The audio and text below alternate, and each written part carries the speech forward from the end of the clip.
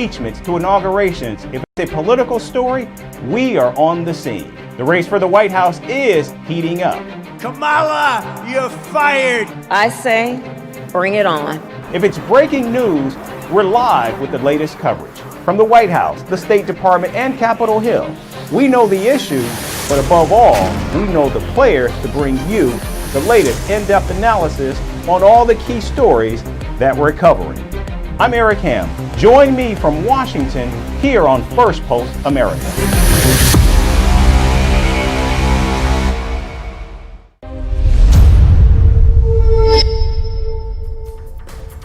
Hello and welcome to Firstpost America. I'm Eric Ham, live from the nation's capital in Washington, D.C.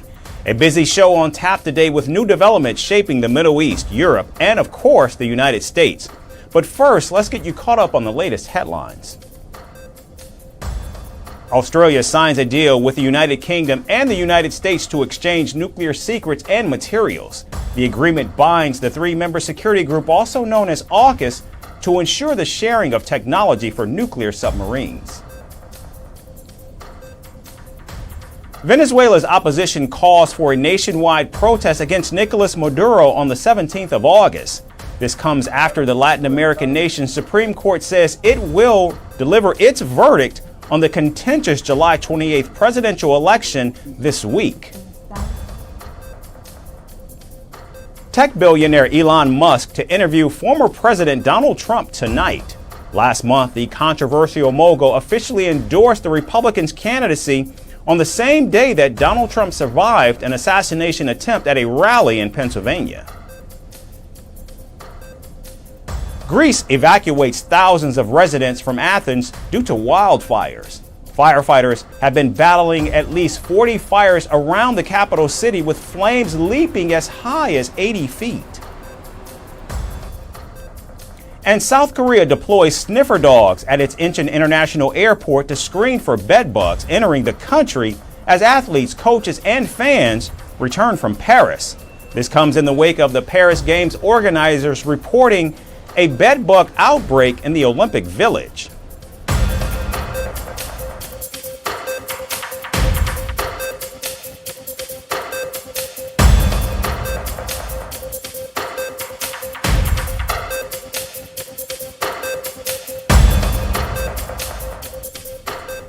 We begin in the Middle East. The United States has deployed a submarine and the USS Abraham Lincoln Carrier Strike Group to defend Israel in case of an escalation in the region. The massive show of strength comes after Secretary of Defense Lloyd spoke to Israeli Defense Minister Yoav Gallant on Sunday evening.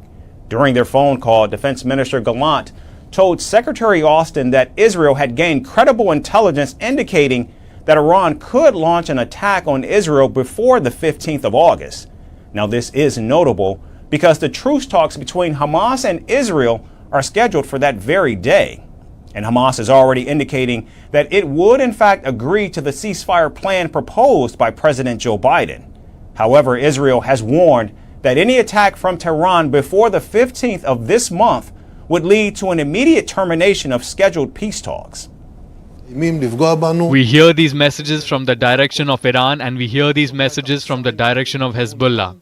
I tell them, you should know this, that whoever will harm us in a way that he has not acted in the past is also likely to get hit by us in a way that we have not acted in the past.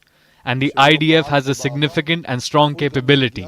And I hope they do the math well and don't get to the point where they make us do things that will cause significant harm and increase the chance of war breaking out on additional fronts. Meanwhile, Washington continues to send more military aid to the Middle East, anticipating an attack from Iran and its proxies. The U.S. military has already deployed additional fighter aircraft, including F-35 and F-22 stealth jets. Additionally, Washington has already stationed more troops in and around the region in support of Israel. Now, following the military deployment, Israel thanked the United States for sending troops and staying committed to its ally in the region. There is some tension, but we are not afraid. We know that the state of Israel has a strong army and the U.S. is with us, and we have nothing to worry about. And now complicating matters is Turkey's President Erdogan. He met slain Hamas leader Ismail Haniyeh's sons on Saturday. Haniyeh was killed in Iran's capital, Tehran, on the 31st of July, with Iran and Turkey accusing Israel of carrying out the assassination, with Israel refusing to comment on the incident. During the meeting, Erdogan offered his condolences to Haniyeh's sons and vowed to support Hamas and the Palestinian cause. As tensions in the region continue to spiral, the United States is rigorously working to use its diplomatic influence along with military posturing to deter an Iranian attack on Israel, which could ignite a full-blown war. From war in the Middle East to war in Europe, Ukrainian forces have made their deepest push into Russian territory since the start of the war, advancing nearly 18 miles into the Kursk region.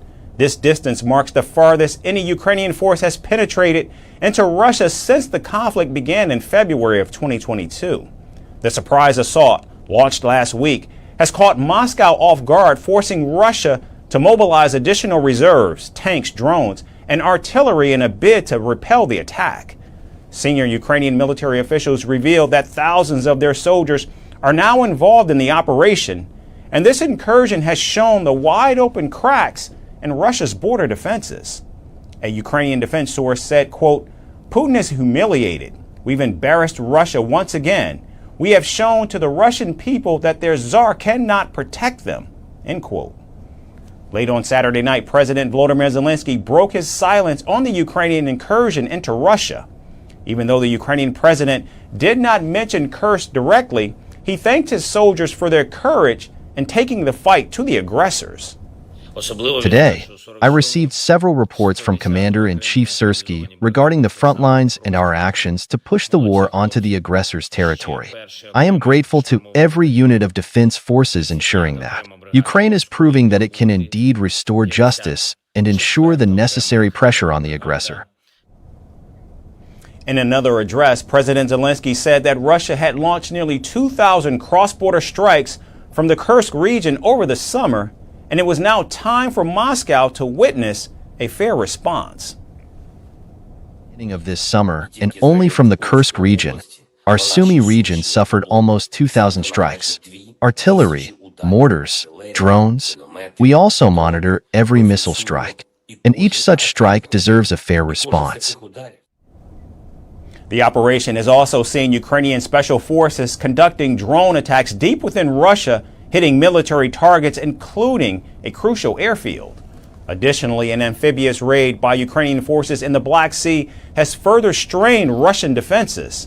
And with civilians now being evacuated from other parts of the Kursk region, the situation is rapidly evolving. Russia is deploying reinforcements in a desperate bid to halt the Ukrainian advance. But as the operation continues, only time will tell just how far Ukrainian forces can advance inside Russian territory. From the start of this war, we've all seen Russian troops advance throughout Ukraine, but now the world watches to see how Putin responds when his own country is under attack. And here in the United States, former President Donald Trump has blamed Iran for hacking his presidential campaign. The Republican presidential nominees team has put out a statement saying that Tehran stole and distributed their sensitive internal documents. The allegation came a day after Microsoft released a report detailing foreign attempts to interfere in the 2024 presidential race. The report claims that a hacking group run by the intelligence wing of Iran's Revolutionary Guard Corps had breached the account of a former senior advisor to a presidential campaign back in June. The report added that hackers used that account to send fake emails to a high-ranking official of a presidential campaign in an attempt to break into the campaign's own accounts and databases. These documents include what appears to be a research dossier about the potential vulnerabilities of Ohio Senator J.D. Vance, who is now Donald Trump's running mate. Now, the Trump campaign has not provided any evidence of the breach or Iran's involvement. And Microsoft has declined to name the targeted officials or provide more details about its report. The National Security Council referred the matter to the Department of Justice for further investigation. Meanwhile, Iran's permanent mission in the United Nations in New York has refuted the allegation, saying Tehran has no plans to launch cyber attacks. Now there's little to no doubt that the Iranian government wants to see the Republican defeated. Back when he was in the White House, Donald Trump caused bilateral relations to deteriorate after opting out of the 2015 Iran nuclear deal, reimposing sanctions on Tehran, and ordering the killing of Iran's top military commander, Qasem Soleimani, in 2020. Still 4 years later, the Iranian Revolutionary Guard Corps appears determined to avenge Soleimani's death. In fact, just last week, the Department of Justice charged a Pakistani man linked to Iran, accusing him of trying to hire hitmen to assassinate top politicians, including Donald Trump. And staying with the race for the White House, in a twist few saw coming, Vice President Kamala Harris and former President Donald Trump are now locked in a fierce competition over tips. Speaking in Las Vegas, Nevada, Kamala Harris said she supports eliminating taxes on gratuities, taking a similar position to her rival Donald Trump, who pitched the very same idea just 2 months ago. Now Nevada remains a key battleground state where roughly a quarter of the state's workforce is employed by the hospitality sector, where tips remain a major chunk of income. With similar messaging, the question now appears which candidate's pitch will resonate with voters. Our next report explains. U.S. Vice President Kamala Harris has vowed to eliminate taxes on tips for service and hospitality workers if elected president. The proposal echoes a similar idea first introduced by former President Donald Trump. Harris made the announcement during a campaign rally at the University of Nevada in Las Vegas, where the service industry plays a crucial role in the local economy. When I am president, we will continue our fight for working families of America.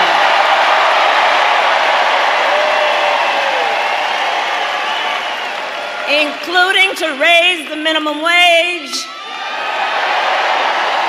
and eliminate taxes on tips for service and hospitality workers. This pledge comes as part of a broader effort by Harris and her running mate Tim Walz to appeal to voters in swing states like Nevada, where the hospitality sector is a significant employer. According to the Nevada Office of Workforce Innovation, leisure and hospitality accounted for over a quarter, that is about 26% of employment in the Las Vegas area as of January 2023. Interestingly, the Democrats' proposal closely mirrors the stance taken by her Republican rival Donald Trump, who also vowed to slash taxes on tips just 2 months ago in the same city. For those hotel workers and people that get tips, you're going to be very happy, because when I get to office, we are going to not charge taxes on tips. After Harris made the announcement, Trump took to his social media platform, accusing her of copying his idea. This was a Trump idea, he claimed, adding, "She has no ideas, she can only steal from me." The concept of scrapping taxes on tips isn't new. Service and hospitality unions have been advocating for this change for years. The Culinary Workers Union Local 226, which endorsed Harris, has long fought for the rights of tipped workers. The union's present secretary-treasurer expressed skepticism about Trump's commitment to the issue, stating the former president has a different type of agenda that doesn't work for them. You know, and Trump, it's pretty clear where he's at. He has got a different type of agenda for the rich and powerful that doesn't work for our members. Under current U.S. law, all gratuities are taxed at the same rate as regular income. Employers are required to report their tips to the IRS, though much of this income, often paid in cash, goes unreported. In 2018, over 6 million workers had their tips reported to the Internal Revenue Service or the IRS, but many more likely flew under the radar. Tips are vital for many people in the hospitality sector, who often earn a base wage that's below the federal minimum wage of $7.25 per hour. Employers are permitted to pay tipped workers less as long as their combined earnings, including tips, meet the federal minimum. Any move to change the taxation of tipped income would require congressional approval. Neither Trump nor Harris have provided detailed plans for how they would implement the proposal. A Trump spokesperson simply stated that he would ask Congress to eliminate taxes on tips. Meanwhile, a Harris campaign official speaking anonymously clarified that her proposal would include an income limit and strict requirements to prevent abuse by high earners trying to game the system. As the race for the presidency heats up, the issue of taxing tips has become a surprising point of contention between the two candidates, each seeking to capture the support of America's service workers. And finally, the Paris Olympics has concluded with some concerning revelations. Several athletes are selling sexually explicit pictures of themselves online to make ends meet. Olympians, including British diver Jack Lauer and Australia's Matthew Mitcham, say they sell semi-nude pictures to their subscribers on OnlyFans to pay their bills. Startling, considering the world-renowned sporting event brought in billions of dollars in ticket sales, TV rights, and sponsorships. With so much money pouring in, why are the athletes themselves having to resort to these tactics to make ends meet? Our final report goes into detail. The 2024 Paris Olympics closed with a star-studded show, with Billie Eilish, Snoop Dogg, Her and Red Hot Chili Peppers performing at the National Stadium of France on Sunday. This year, the world's biggest sporting event saw everything. Be it 7 beautiful proposals by athletes in the City of Love, a boxer winning gold while facing a controversy over her gender, or contestants turning to OnlyFans to sustain their dreams at the Games. Yes, you heard that right. OnlyFans, an online platform that is primarily used by adult content creators to publish sexually explicit content and get paid for every view. Many Olympians are selling pictures of their bodies to subscribers on OnlyFans. Reports say they are struggling to make ends meet, and some of them can barely make rent. The list of these athletes include British diver Jack Lauer, who won a bronze last week and has previously taken home gold, silver and bronze medals at the Rio 2016 and Tokyo Games. Lauer posts content in Speedos, briefs and boxers, and a subscription to his account costs $10 per month. He had to resort to the controversial website as funding for him never really materialized. Another Olympian on this list is diver Matthew Mitcham from Australia, the first openly gay Olympic gold medalist. He now calls himself a sex worker light. Meanwhile, New Zealander rower Robert Manson says, and I quote, "My content is nude or implied nude. I keep it artistic, I have fun with it, and try not to take myself too seriously. That's something I've also tried to maintain in my approach to rowing. This approach has helped me achieve a personal best result at the Olympics." Canadian pole vaulter Alicia Newman uses OnlyFans to buy property and build up her savings. German diver Timo Barthel and Mexican diver Diego Baliza Isaias have also used the platform for financial stability that other funding failed to provide. But the International Olympic Committee is not concerned about their situation. IOC spokesperson Mark Adams says that athletes, like all citizens, are allowed to do what they can. Notably, the Olympics bring in billions of dollars in ticket sales, TV rights and sponsorships, but most athletes are left to fend for themselves financially. Global Athlete, an organization that addresses power imbalance in sports, has decried the worsening state of Olympic financing. It says the entire funding model for the Olympics is broken and athletes are being used for modern-day slavery. Multiple athletes facing the dire conditions have confirmed that while stars like Simone Biles and Michael Phelps can make millions, others struggle to cover the cost of competing on the global stage. These costs range from coaching and equipment to medical bills and daily expenses. The IOC just gives 1 or 2 tickets for friends and family, forcing athletes to pay for extra tickets so that their loved ones can see them winning. OnlyFans has expressed solidarity for the athletes. The platform said in a statement, OnlyFans is helping them to support training and living costs and providing the tools for success on and off the field. Now, even though the athletes are grappling with societal stigma, they still believe OnlyFans is at least superior to GoFundMe, because they are not just asking for money or handouts and are getting paid what they deserve. That's our show for today. We certainly thank you so much for tuning in. We hope to see you right back here again tomorrow. Thanks again for watching.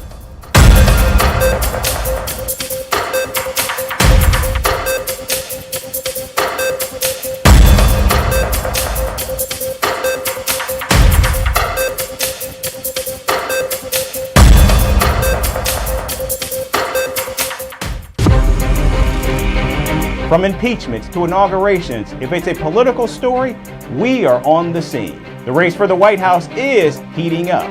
Kamala, you're fired. I say, bring it